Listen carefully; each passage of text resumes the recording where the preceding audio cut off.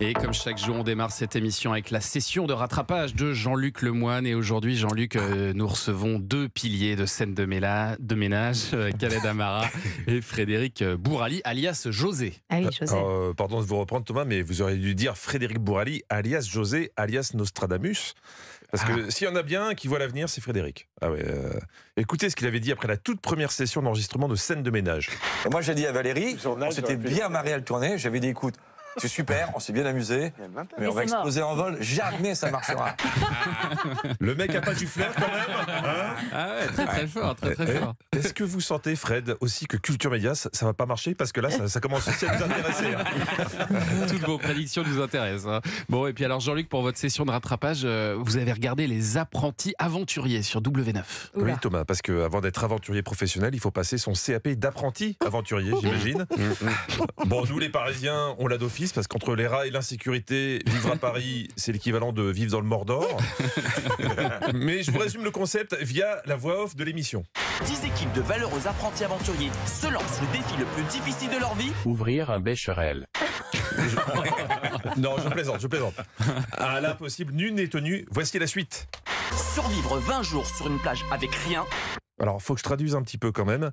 Quand ils annoncent des apprentis aventuriers, faut comprendre des candidats de télé-réalité en fin de droit. Ah, voilà. C'est plus clair. Voilà. D'accord. Et sur une plage avec rien, c'est sur une plage hostile, dans des conditions de vie extrêmes, une plage sauvage où il n'y a absolument rien pour survivre.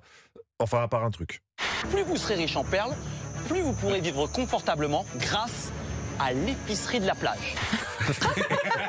Oui, il y a une épicerie. Qu'est-ce qu'elle fait là? Il y a une épicerie, c'est les conditions c'est extrêmes. une plage complètement abandonnée, mais qui est quand même bien notée sur TripAdvisor. Hein. D'accord. En 2 phrases, ils ont déjà pété leur concept. Donc c'est une émission de survie, mais pour candidats de télé-réalité. Dans Koh-Lanta, ils peuvent gagner du riz. Dans Les Apprentis Aventuriers, ils préfèrent privilégier l'essentiel. Deuxième position, les noirs. Oh, bien. Allez, approchez.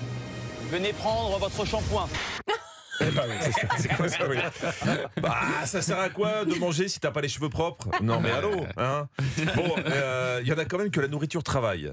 Héloïse par exemple, qui prévient tout de suite Naka, son partenaire, qu'il a intérêt à lui donner à manger, et tout ça avec une logique implacable. Si je partage pas ton ananas. Et toi, si tu la partages pas? Mais moi, je suis plus mince que toi. Et alors? Ben, j'ai besoin de manger plus. Eh bah oui, C'est logique. plus t'es mince, plus t'as besoin de manger, hein. C'est bien connu. Quand t'es gros, c'est que t'es sans doute gonflé d'air, hein. Elle croit que les hommes, c'est des zodiacs.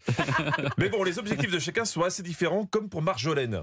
Honnêtement, si je fais cette aventure, c'est pas du tout pour survivre, c'est vraiment plus pour maigrir, parce que j'ai toujours essayé de maigrir après l'accouchement de mon fils, mais j'ai jamais réussi à perdre les 7 derniers kilos. Ah, elle a tout compris. Elle vient pour maigrir et en plus elle se fait payer pour ça. C'est le régime comme j'aime la thune, hein. Marjolaine qui fait équipe avec quelqu'un qu'elle connaît bien, qu'on connaît tous bien. Il s'agit bien de Greg. Anciennement appelé Greg le millionnaire, avec sa marche déterminée. Il est dur de partout. Il est encore là, lui? Oui, et c'est lui qui se présente comme ça. Et c'est vrai que c'est utile dans un jeu de survie, un mec dur de partout. Pour monter une tente, j'imagine. Vous aurez remarqué que Laurent Mestré, tu sens qu'il a été biberonné au Denis Brognard, parce que je sais pas s'il s'en rend compte, Laurent, mais il a le même type de diction. C'est juste le texte qui diffère un petit peu.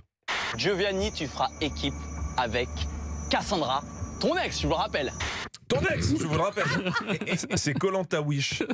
Julie, c'est l'ex de Vivian, mais Vivian a du savoir-vivre. Ce que j'avais dû dire, je vais dire en face et pas devant tout le monde. Voilà, j'étais pas mon linge sale en public. Eh ben non, on n'étend pas son linge sale en public. Non, on va pas faire ça. Non. Et on lave pas son linge propre, s'il est propre. Dans ce genre de télé-réalité, le plus important, c'est le mental. En fait, j'ai beaucoup de mental. Et si je suis mentalisé, je peux rester 6 mois sur la plage. En entendant mentaliser, je vous le cache pas, j'ai eu un petit coup de blues. J'étais un peu déprimisé. Ou dépressurisé, je sais plus. Beverly et Vivian n'ont rien gagné à manger dans les épreuves, mais ils comptent quand même sur les autres. Ils vont nous donner tous du riz, ils vont tous avoir de la compensation pour nous. Je crois qu'elle voulait dire compassion. Ah oui. Non, pas compensation. Ah oui. En fait, ce qui est long dans ce programme, c'est qu'il faut Google Trad en plus. Le problème, c'est que je sais pas quelle langue mettre en face de français, mais je vais trouver. À demain. Magnifique. Il est encore là, Greg le millionnaire.